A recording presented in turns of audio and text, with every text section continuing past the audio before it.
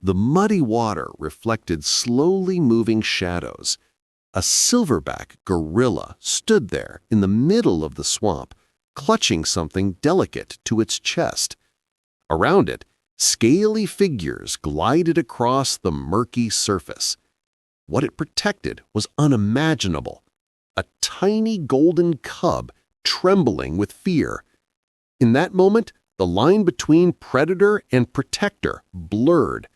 What happened next defied everything science knew about animal behavior in the wild. If you enjoy these types of stories, please like and subscribe to the channel to help me bring you more stories like this. Turn on notifications and comment below what you thought. The Zambezi River had overflowed overnight. The flood swept away everything in its path: trees, rocks, animals. When the sun rose, the landscape was different. Water covered lands that were once dry. Mud swallowed everything that tried to move. It was in this chaotic scene that everything began. Cato, a male silverback gorilla, rested on the rocky slopes with his troop. He was over 20 years old, with deep scars on his chest and arms, marks of ancient battles. His black fur gleamed in the morning light. Cato was the leader, the protector. His troop trusted him with their lives. Suddenly, a sound cut through the silence. It was sharp, desperate, unlike any call Cato knew. It wasn't a primate's call, nor a feline's, nor a bird's. It was something strange, something that didn't belong there. The other gorillas raised their heads, confused. Cato stood motionless, listening. The sound came from the riverbank, where the water and mud met in a deadly embrace. Cato descended the slope with heavy steps. His muscles tensed with each movement. The troop watched from above, uneasy. He didn't know what he was looking for, but something ancient pulled him forward. The instinct to protect, to investigate, to answer a call for help, even when that call came from an unknown creature. The riverbank was a chaotic mess of mud and debris, twisted branches, rocks covered in sludge, muddy water that moved slowly. The smell was strong, a mixture of wet earth, rotting vegetation, and something else, something that made Cato's hair stand on end. Danger. It was close. Then he saw it. Between two large rocks, partially submerged in the mud, was a puppy. Its golden fur was soaked, heavy, clinging to its trembling little body. It was a dog, a golden retriever, only a few weeks old. Its brown eyes were wide with terror. It barked with all the strength its little vocal cords allowed. Its paws tried to find support, but the mud sucked it down. With each movement, it sank deeper. Death approached slowly, silently, through the cold mud. Cato paused, his eyes fixed on the defenseless creature. He had never seen anything like it. The golden fur, the drooping ears, the small snout. It wasn't of his kind. It wasn't his kind. But the sound of those desperate barks echoed deep within him. The same instinct that made him protect the pups of his troop now propelled him forward. He stepped into the mud. The weight of his massive body caused his feet to sink deep. Each step was a battle against the suction of the damp earth. The mud covered his legs, then his thighs. Cato moved forward determined. The puppy saw him approaching and barked even louder, a mixture of fear and hope.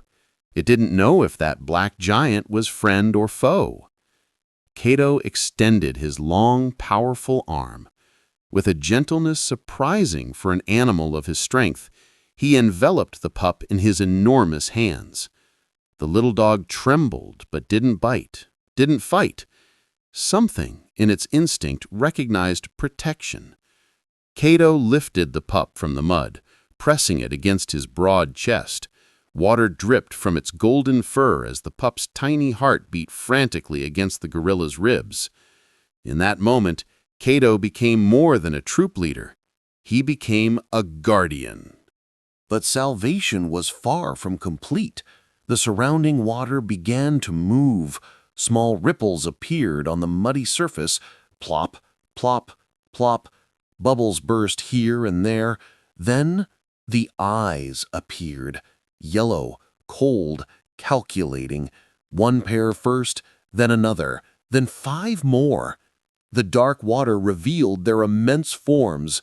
Nile crocodiles, the deadliest predators of that river. They emerged slowly, their massive heads breaking through the surface with deliberate movements.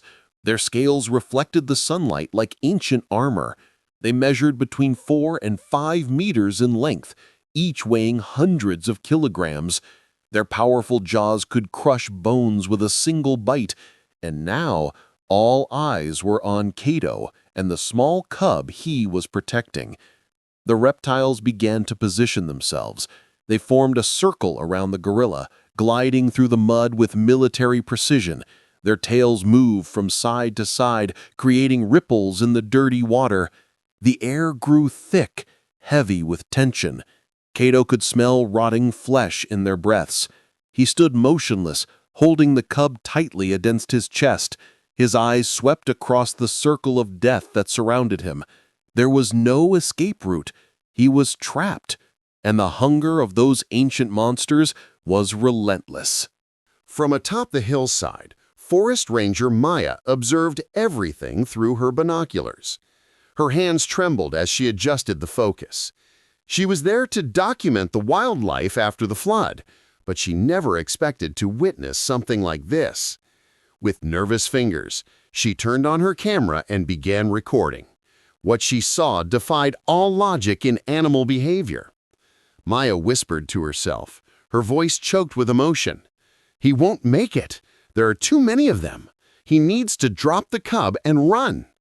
But Cato didn't drop it. Instead, he did something that took her breath away. He pounded his chest. The sound echoed through the valley like ancient thunder. Boom, boom, boom. It was a warning, a declaration of war, a cry that said, "They shall not come near this life."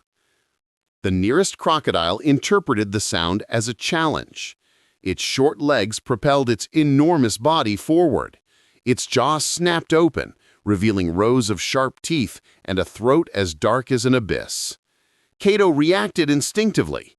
His free arm descended with devastating force. The impact struck the reptile's snout with a sound that echoed across the bank. Mud and water exploded in all directions. The crocodile spun in the water, stunned and recoiled momentarily. But the others didn't move. They waited, patiently, hungry. They knew the gorilla couldn't fight them all. Cato was breathing heavily. His chest rose and fell forcefully. The cub remained pressed against him, trembling, but alive. The crocodiles began to move again, more cautious now, but still determined. They slid through the mud in coordinated movements, closing in. Cato knew he couldn't hold out much longer. Each blow consumed precious energy, and there were many. Then he did something that changed everything. Cato raised his head to the sky and roared. It wasn't a sound of anger, but a call. Deep, vibrant, desperate. The roar echoed across the valley, reverberating through the rocky slopes, penetrating the dense forest. It was a plea for help, something rare for a dominant male. Cato was admitting that he couldn't win alone. For a few seconds, there was silence. The crocodiles continued advancing. Maya gripped the camera tightly, tears streaming down her face. She knew she was about to witness a tragedy. But then, from the top of the slope came the answer. Not one roar, but several. Powerful, synchronized, furious. Cato's entire troop was responding, and they were coming down. The ground trembled under the weight of massive bodies moving at speed. Branches snapped, rocks rolled. The cavalry had arrived.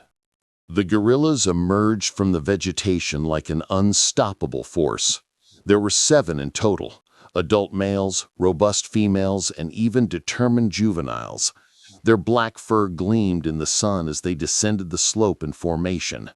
Each weighed between 150 and 200 kilograms of pure muscle. Their eyes were fixed on the surrounded leader. The troop's loyalty was absolute. The first to arrive was Boma, the second in command. He was almost as big as Cato, with deep scars on his left shoulder. Boma jumped straight into the mud beside Cato, pounding his chest with deafening force. The others followed immediately. They formed a living wall around Cato and the cub. Their broad backs blocked any access for the crocodiles. The air vibrated with their collective roars. The crocodiles hesitated for the first time. Their primitive brains calculated. One gorilla was a possible prey, but 7? That was a force that not even the oldest predators of the river dared to challenge. One of the reptiles tried to advance anyway. 3 gorillas moved in sync. They struck the water around him with brutal force, creating waves that pushed him back. The message was clear: retreat or die. Slowly, one by one, the crocodiles began to slide back into the murky depths of the river. Their tails disappeared beneath the surface. The deadly siege had been broken. The swamp fell silent again. Only the sound of dripping water and the heavy breathing of the gorillas filled the air. Cato remained motionless for a moment, still holding the cub against his chest. His eyes swept over the troop around him. Each member had risked their life to answer his call, not out of hunting instinct, not for territory, but for something deeper: loyalty, family, compassion. Boma approached Cato, gently touching his shoulder with his enormous hand. It was a simple gesture, but full of meaning. "We're here. You're not alone." The females of the troop approached curiously, observing the small golden creature trembling in their leader's arms. One of them, Zara, carefully extended her hand and touched the puppy's wet fur. The little golden retriever whimpered softly, but didn't flinch. Cato began to move toward the safer bank, closely followed by the troop. Each step was deliberate, cautious. They formed an honor guard around the fragile life that had been saved. When they finally reached dry land, away from the treacherous mud and dangerous water, Cato knelt. He gently placed the puppy on the grassy ground. The little golden retriever wobbled on its unsteady paws, shaking the water from its fur. It looked up at the giant surrounding it, and something impossible happened. Its tail began to wag. Maya turned off the camera, her hand still trembling. She had documented thousands of animal interactions throughout her career, but never anything like this. Her voice came out in a whisper as she reviewed the footage. They didn't fight for food. They didn't fight for territory. They fought for compassion. The video would show the world something many scientists considered impossible: interspecific empathy in its purest form. Cato and his troop stayed around the pup for almost an hour. They watched as he regained his strength, licking his own paws, exploring the safe ground. The little golden dog approached the gorillas fearlessly, sniffing their enormous hands, receiving gentle touches in return. It was as if he knew, on some instinctive level, that those black giants were his saviors. Eventually, human sounds echoed through the forest. A rescue team, alerted by the flood, was searching for lost animals. When they found the cubs surrounded by gorillas, they froze in astonishment. Cato watched the humans approach. He didn't attack, he didn't roar.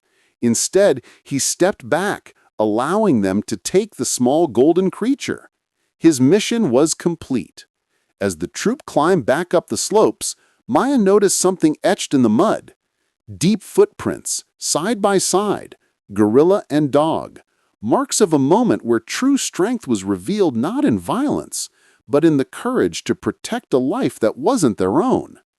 That day, the swamp wasn't the scene of death, but of something far rarer: proof that even in the wildest places, compassion can flourish where no one expects it.